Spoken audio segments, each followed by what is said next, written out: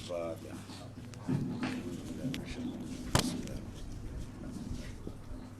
إياك نعبد وإياك نستعين صراط الذين أنعمت عليهم غير المغضوب عليهم ولا الضالين حول ولا قوة إلا بالله.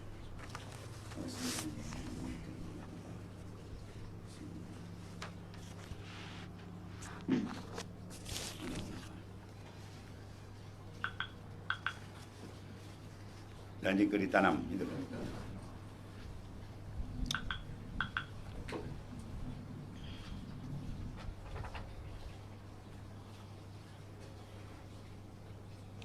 Bismillahirrahmanirrahim. Qala mu'allif rahimallahu ta'ala. Dan jika ditanam pada waktu yang sunat, bertambah segera.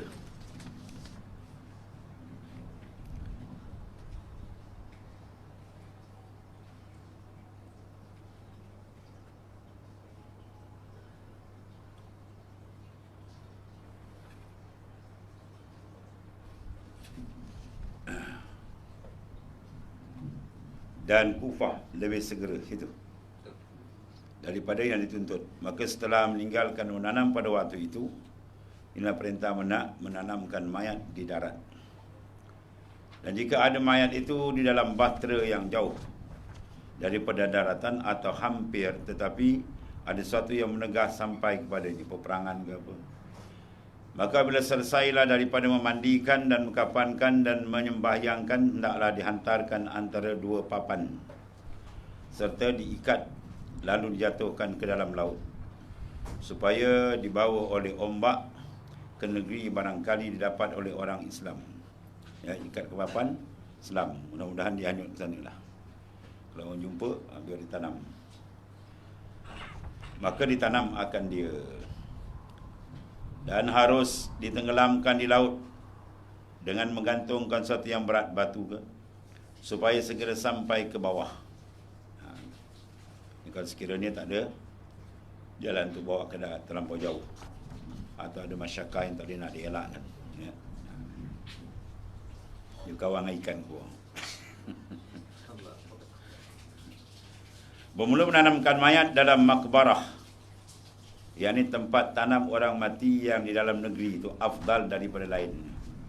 Ya, juga kadang-kadang ditanam rumah sendiri ada kan. Setengah orang dia ada tanah luar, tanam kat kawasan di sini pun ada juga.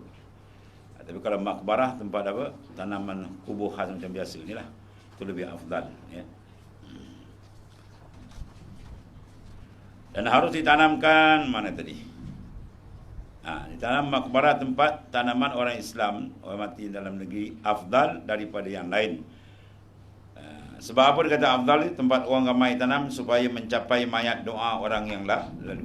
Orang lalu pun assalamualaikum ya ahlal kubur, ini insyaAllah kunlaku al-Fatihah. Dapat lagi Fatihah. Itu kat rumah kita orang tak tahu.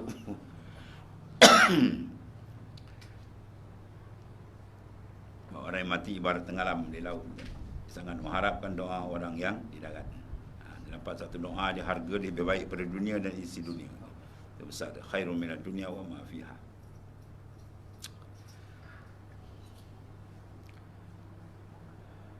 Supaya mencapai mayat doa orang yang lalu dan orang yang ziarah tadi, ya. Dan makruh bermalam padanya kerana barang yang ada padanya daripada liar hati. Ya, tersimpan malam atas malam itu makruh. Lebih baik segerakan. Tapi sekarang alhamdulillah malam pun dia tanam kan. Dulu jangan tanam malam. Sekarang malam pun. Kalau Kelantan tempat kita ngaji memang biasalah malam pun dia tanam. Di Melaka pun nampak banyak ada orang tanam malam. Uruskan cepatlah. Makruh bermalam. Dan makruh duduk di atas kubur dan menjijak dia. Atas kubur jangan duduk, orang duduk tepi. Apatah lagi dia jijak kan. Dan bertelekan di atasnya dan bersandar kepadanya dengan tiada suatu hajat. Maka jika ada yang demikian itu kerana hajat, seperti tiada ia sampai kepada mayat melainkan dengan dia tadi tu, dengan menjijakkan akan dia. Terpaksa mana kubur sebelah dekat kan, kita nak tanam terpaksa terpijak ke kubur sebelah, itu lain lah. Misalnya saja datang bijak tu kubur hal langkah ke, kena hormat. atau menjijakkan dia, atau tiada dapat menggali tanah kubur melainkan dengan menjijakkan dia, maka tiadalah makruh. Kubur dah rapat kan, dia nak gali kubur sebelah, terpaksa kubur sebelah tu kita terpijak. Dan demikian lagi makruh memutihkan kubur dengan kafur. Tidak ada kan, tanah kubur tu putih tamu kapur. Dan memperbuat kubah, buat bangunan atau rumah atas kubur tu, di atas kubur, melainkan jika takut akan binatang buas. Tempat tu biasa binatang buas banyak. Kalau tak buat benda berat macam tu, mungkin digali balik. Itu tak apa. Atau takut akan dirontohkan oleh air tempat tu kawasan bah. Tiba-tiba tengok musim banjir tu, mayat tergulik-tergulik ni. Ada suruh oleh air. Jadi kita pasangkan binaan sikit atas berat, supaya dia tak dilalukan air maknanya. Itu tak apalah. Atau barang sebagainya lah, daripada perkara yang boleh menyebabkan mayat tu timbul ke. Kemudian disebut pada Hasyiah Jamal, tiada makruh dibina jika kubur ahli salah. Ya, buat binaan macam wali-wali, ulama besar kan. Kita tengok luar negara banyak lah kan, makam imam-imam besar, wali-wali besar dia buatkan apa, binaan.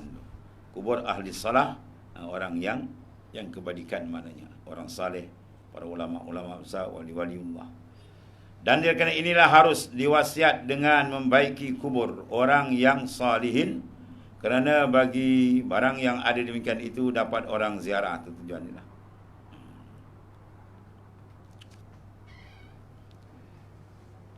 Kita tengok di Kelantan tu, ni asli kubur ni biasa tak kenal dah ni. Mana kubur ini? Seorang nama pun tak kubur. Allah, macam-macam. Kat Mekah, raja pun tanam gitu kan. Berbatu sebiji ni.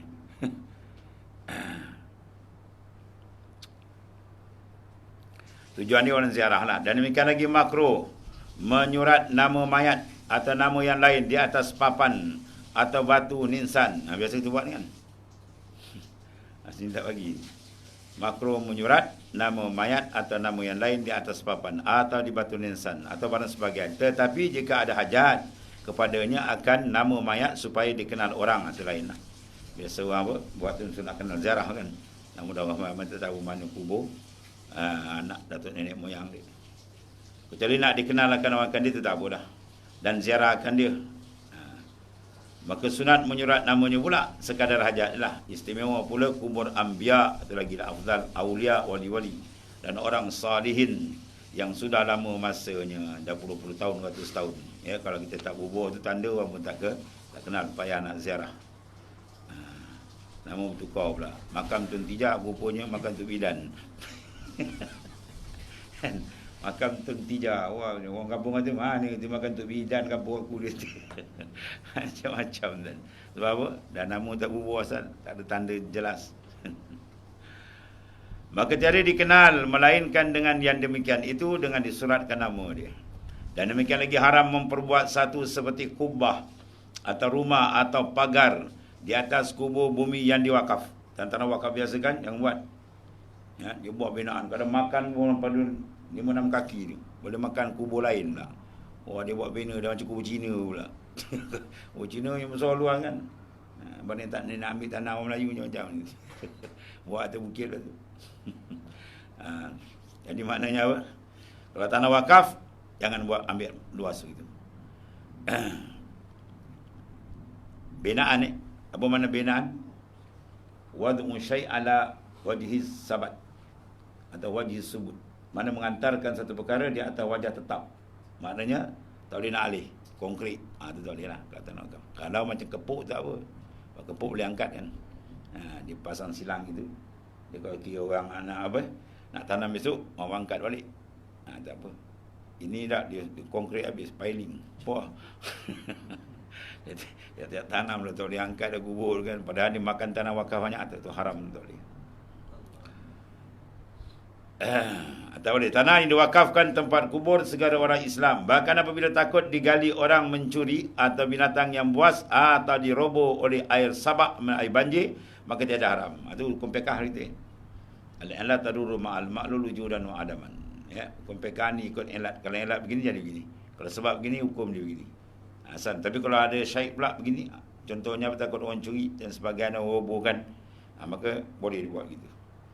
Tidak haram dibuat demikian tu binaan. Dan jika tempat kubur wakaf sekalipun, atau takut digali sebelum lagi hancur mayat. Ya, sebelum lagi hancur mayat takut digali balik kubur tu. Dan dihubungkan, diilhakkan hubung masalah hukum ni pula dengan dibina taruh 4 batu yang besar, 4 persegi seperti yang ma'ruf. Maka itu haram jua, melainkan kerana yang tersebut. Mana kena hajat-hajat yang tertentu yang diharuskan, maka harus pula. Maka wajib atas orang yang kuasa melarang. Kalau benda-benda yang dilarang syarak tadi, penguasa dia kena larang lah. Ya, agama ke apa kan. Dan merobohkan kubah atau rumah atau pagar yang diperbuat daripada kubur wakaf, tanah-tanah wakaf, yang lain daripada disisnakan tadi, yang dikecualikan ada hajat-hajat lain, itu lain yang syarak luluskan. Kalau tidak, kena robohkan. Maka tidak harus merobohkan yang sudah diperbuatnya jika diketahui akan qasad demikian itu. Qasad yang tidak menyalahi syarak, tak apa. Habis itu. Dan haram memindahkan akan mayat dahulu daripada ditanam daripada negeri tempat matinya pada negeri yang lain jikalau diwasiatkan sekalipun. Pasal Profesor Harun dia kata tak payahlah, mana dia mati situlah kubur dia. Kan, apa nak pergi pindah sana juga. Nasib kita sama juga duduk alam barzah sana je. Kerana menghilangkan hormat mayat, ya, dah hilang sana, simpan sana. Kalau tak peti mayat berlama pun ada. Wah, macam-macam kan. Ya. Jadi maknanya mayat tu cepat nak disimpan. Tanamlah di mana dia, di mana dia mati, tanamlah situ. Demikian lagi haram membawa mayat dari tempat matinya kepada tempat yang jauh. Jika ada perkuburan orang Islam, ya, ada hampir di tempat matinya. Ini banyak bawa ni kapal terbang macam jauh ni. Melainkan jika ada hampir Mekah atau Madinah, tak apa. Dia mati luar tapi sepadan dekat Madinah. Nak ambil berkat tanah haram, Mekah dan Madinah atau Baitul Maqdis, maka tiada haram memindahkan kepadanya, masukkan dalam kawasan tanah haram. Dan tiada makruh, hanya sunat jua. Kerana apa? Kelebihan. Sebab ada kelebihan tanah haram. Kemudian jika tiada takut akan berubah mayat syarat ni, dan ada demikian itu kemudian daripada memandikan, nak pindah pun siap mandi siap kapan. Jangan belum mandi belum kapan bungkul-bungkul hangkat gitu, jangan. Itu menghinakan mayat. Dah siap mandi siap kapan sekali dan menyembahyangkan dia, barulah kena pindah dekat tu, mencari kelebihan tanah haram tu. Dan jika tiada seperti demikian itu, maka hukum diharam memindahkan dia. Sebab boleh membawa kepada menghinakan mayat. Dan demikian lagi harus memindahkan kerana darurah. Ya, kerana ada kesuntukan sangat-sangat berhajat. Misalnya seperti sukar menyembunyikan kubur dari negeri kafir.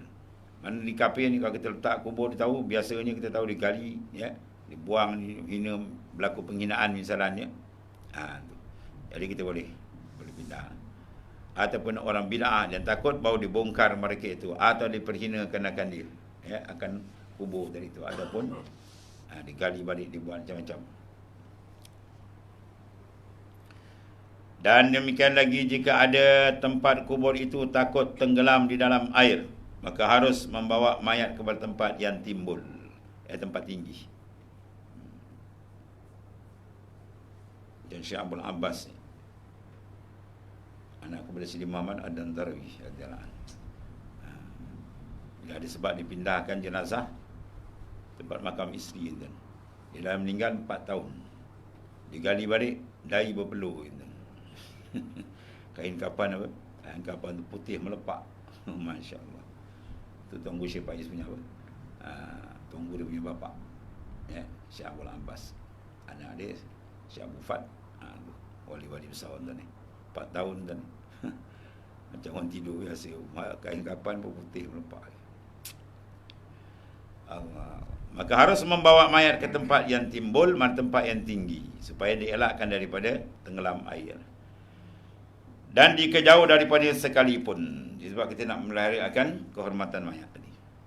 Kemudian bermula haram membongkar kubur mayat, kemudian daripada tanam dia, dan dahulu daripada hancur. Sama ada membongkar itu kerana hendak dipindah ke tempat lain, dia kalau ke negeri Mekah sekalipun, kau dah tanam tak payah.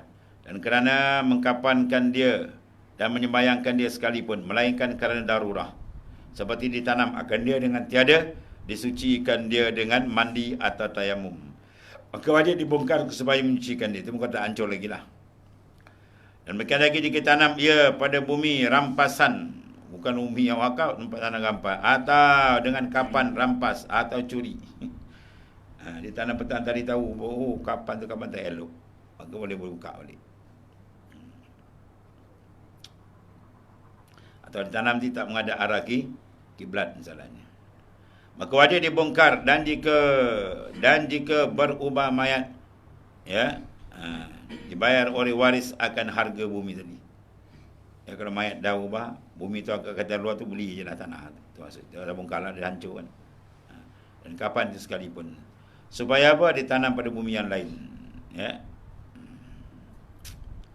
Dan jika kapan yang lain. Tetapi jika dimaafkan oleh empunya, perintah akan dah tanam tak apalah, kan? Tak payah. Kecuali dimaafkan oleh empunya milik, atau tiada ada di sana bumi yang lain, tu je tinggal, tu lain lah. Dan kain, maka tiada wajib membongkarkan dia.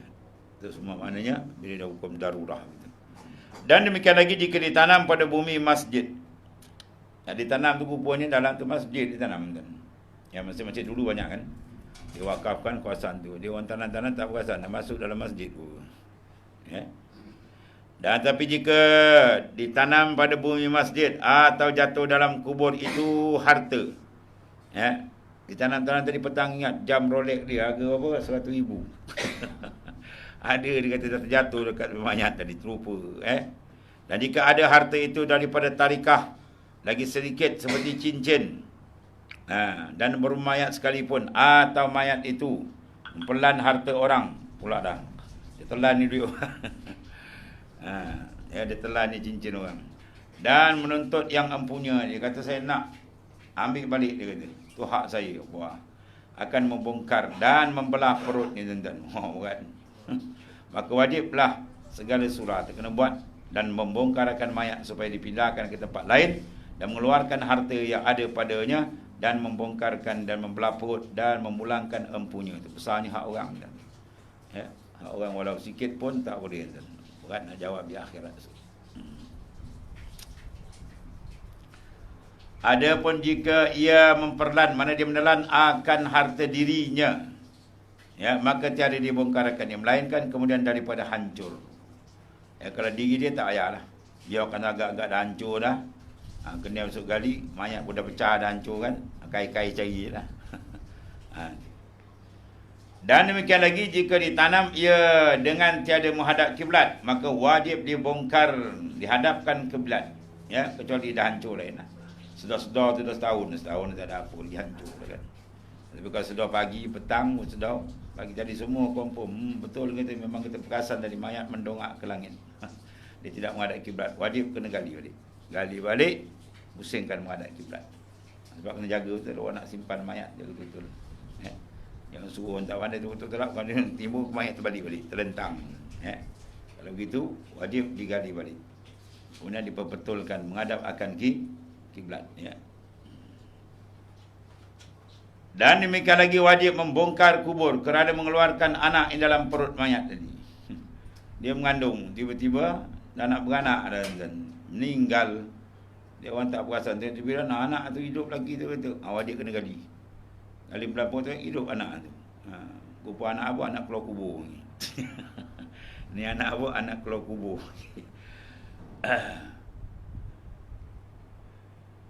Dan wajib membongkar kubur, mengeluarkan anak yang dalam perut mayat. Jika diharapkan akan hidupnya, maka wajib membelah akan perut tadi dan mengeluarkan akan dia. Jika tiada diharapkan hidupnya, maka hendaklah dilambatkan menanamkan dia hingga mati anak yang dalam perut tadi. Dan haram menindih perut mayat dengan sesuatu yang berat supaya mati anak ni dalam perut. Jangan payah nak ambil batu empap dia. Nak keluarkan mayat tu payah anak kan dah mati budak tu. Tapi sekarang senang kan. Bukan dulu biasa berlaku gitu. Dia tak tahu alat. Sekarang dia belah kan. Operation dia pump dia keluarkan balik.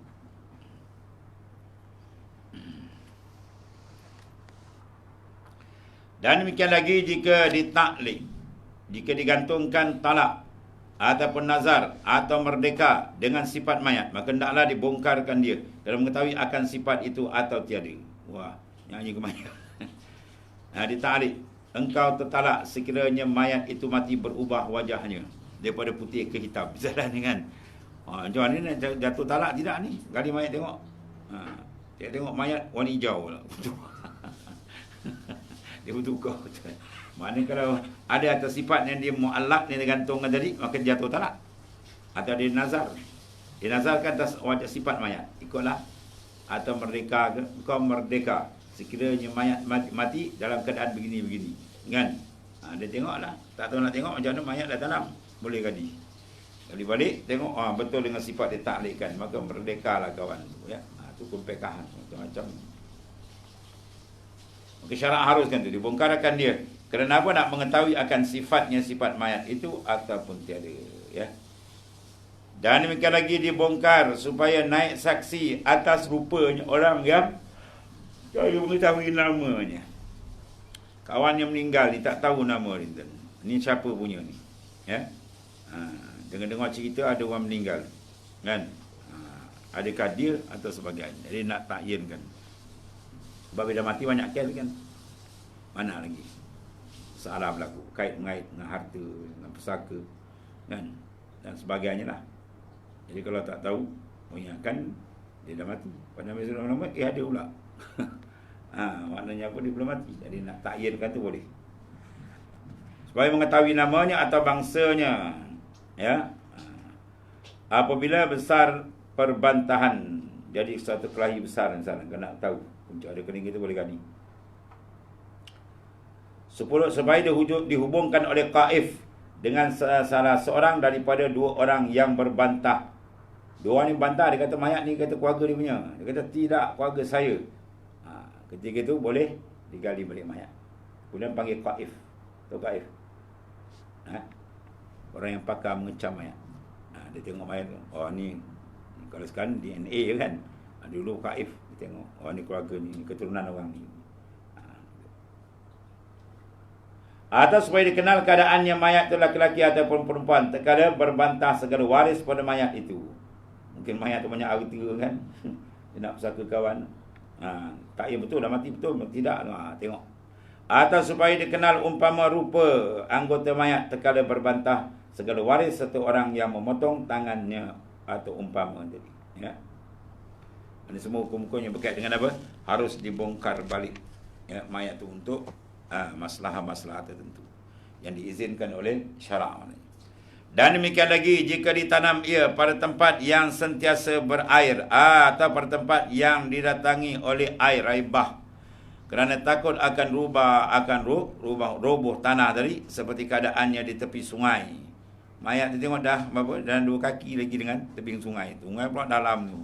Hakisan dah berlaku. Kalau tak digali ambil balik alihkan mayat, adat kata mungkin mayat tu hanyut nanti. Pukul bas sekali lagi terbang habis nanti. Habis mayat berhanyut. Ya, maka boleh itu. Atau barang sebagainya lah. Dan hendaklah dibongkar supaya dipindahkan kepada tempat yang lain. Maka sekalian demikian itu jika tiada berubah mayatnya. Ya. Dan haram membongkar kubur yang lain daripada segala perkara yang tersebut itu jikalau belum lagi hancur segala sukunya. Adapun jika sudah hancur tiada tinggal suku mayat, maka tidak haram membongkar akan dia, tapi haram menghidupkan.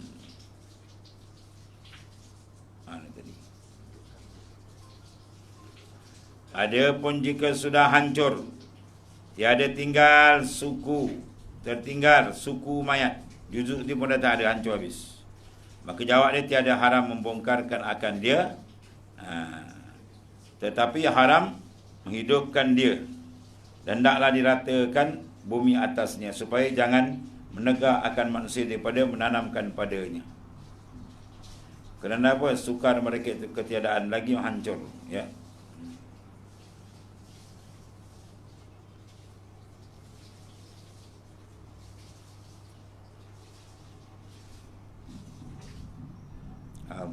Dan naklah diratakan bumi atas supaya jangan menegak akan manusia daripada menanamkan padanya, kerana sangka mereka itu ketiadaan lagi hancur. Ya, kalau dah hancur tak apa kan. Di muka dia ahli kan. Mekah dia tak tanam tu buat lorong, terowong, susun kan. Bila dah habis dah hancur dia orang alih. Ya, dua yang lain tak. Dan diistisna daripadanya kubur sahabat dan ulama dan aulia. Dan jika hancur dan hilang suku-suku sekalipun, ya, tak benar, dan harus dibina di atasnya dua benar. Dan jika dah bertempat wakaf sekalipun, ya, walaupun tempat wakaf, oleh kerana dia ni orang kemuliaan Allah Ta'ala, dibenarkan. Habis. Dan sudah menghimpunkan segala keluarganya dan seumpama mereka itu seperti isterinya dan segala sahyanya dan pemerdekaannya dan sahabatnya dan mahramnya. Ya. Sebab apa mahram? Sebab susu dan mentuanya dan menantunya dan mak tirinya dan anak tiri pada satu tempat supaya menyenangkan bagi segala hati mereka itu dan diri lagi mudah bagi orang ziarah. Sebab mereka ni sunat kita tanam ke orang gitu kan. Sebab orang mati ni yatazawwarun, mereka ziarah tu. Ya. Bila seorang kita mati kan turun tempat tu. Kebetulan yang mati tu ahli saadah, orang kebajikan. Maka segala penghuni syurga yang lain-lain kebajikan dia akan ziarah dia. Dia akan tanya perkembangan orang di atas macam mana kan. Dia tanya anak saya kalau dia mati tanya isteri dia. Dia pun cakap isteri kau dah nikah lain ni. Atau tu lelaki kata tu lelaki saya, lelaki kau dah nikah lain ni. Tapi yang menyedihkan dia bila bertanya mati, dah mati, tanam kat mana? Tanam kat sini. Bila tanam kat sini mana? Sebelah tu tanam. Bila tak jumpa mana pun, lain-lain. Itu yang bahaya. Sebab itu kita atas dunia, nak sama hidup semati, kena sama jalan. Sama-sama berpegang, beramal dengan Islam. InsyaAllah mati sama-sama. Kalau tidak, besok sebelah lain kacau. Dia je bagus, bini dia biar ni. Besok bini sebelah lain, dia tempat lain. Habislah tu ya. Terus nak tanam kepada orang soleh, ya, orang soleh, tempat penyebaran ilmu. Sebab dulu masjid tanah beli boleh beli kan, ya. Sebab iza marral muta'alim ala tilkal qabrah, ya, apabila lalu saja orang alim ataupun orang menuntut ilmu di dalam tanah perkuburan, dia angkat seksa 40 hari. Seksa kubur tu terangkat 40 hari. Oleh kerana lalunya penuntut ilmu agama, dia lalu kan. Itu kelebihan ilmu. Kalau ulama atau gila. Mimbabi aula. Sebab tu bila masjid tempat penyebaran ilmu. Ada kuliah ulama lalu, orang belajar lalu. Ada kelebihan kan. Tapi jangan tuan-tuan pula kata saya lalu yang 40 kan. Anak lalu saya sekubur 40 hari kan. Awasan anak belajar. Wah. Kau jangan riak tak diunda pula. Jangan cerita telah kedudukan ilmu itu tinggi kan. Dan sunnah ditakziahkan akan mereka itu ya telah menyuruh sabar atas kematiannya. Sabarlah ni semua apa? Kutapan Tuhan, tak ada siapa boleh lagi. Kita pun menunggu masa kata. Dan menanggung atasnya dengan janji pahala. Kita sabarkan insya-Allah pahala besar. Lagi kuat ujian lagi pahala besar diberi Taala. Dan takutkan daripada dosa orang yang tiada menanggung bala tadi ya, dan tiada sabar. Jangan kita maknanya apa? Tak sabar mengaum semua tu janji azab nanti. Ada berbiji sabar dia panggil nauh. Ya, dia menjerit. Orang banyak jahiliah ni tu menjerit. Kau dah tak ada wah jabalah. Wah jabalah tu wahai gunungku. Apa makna dia? Wahai orang tempat gantungan harapanku. Kau dah tak ada macam mana? Kau tak ada hidup juga. Ya. Jadi kita nasihatkan, berikan pandangan, berikan apa, sejukkan hati dia. Pahala besar dia beri orang sabar. Ya, jangan tak sabar. Murka Tuhan nanti mana. Dapat sabar pula ganjaran dia besar. Doakan bagi mayat tadi dengan maghfirah, dengan keampunan. Dan bagi orang yang kena musibah dengan diganti dengan yang lebih baik. Ayah Rasulullah SAW lalu atas seorang perempuan menangis atas anaknya, ya, anak dia meninggal.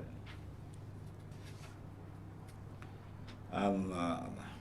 Maka sabda Rasulullah SAW baginya, takut olehmu akan Allah dan sabar olehmu. Kemudian maka sabdanya, hanya sungguhnya sabar itu yang sempurna tatkala awal tempat bala. Man sabar yang sempurna pahala yang besar inda sadmatil ula, ketika kena sentuhan bala yang pertama. Pada lama-lama dia slow kan.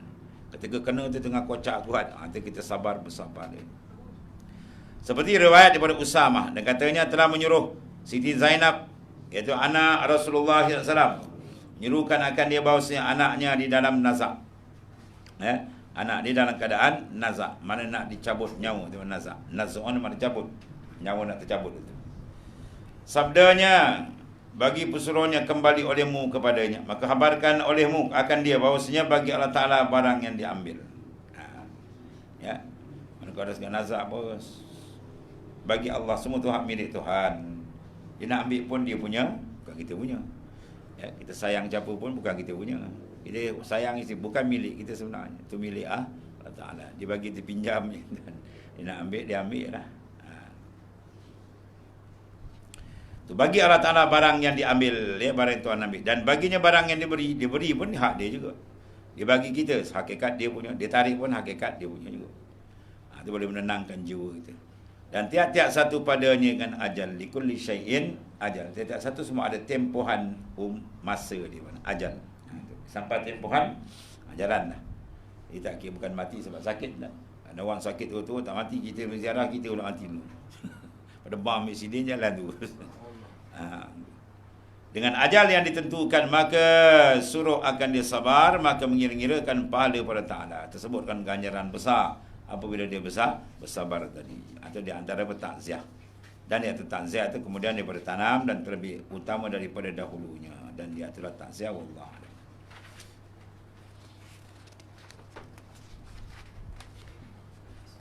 Bismillahirrahmanirrahim. Sayyidina Maulana Muhammadin. Allahumma ghfir lana ya Allah. Fa inna khaira kullahu bi yadika wa anta ar-rahmanur rahim. Alhamdulillah.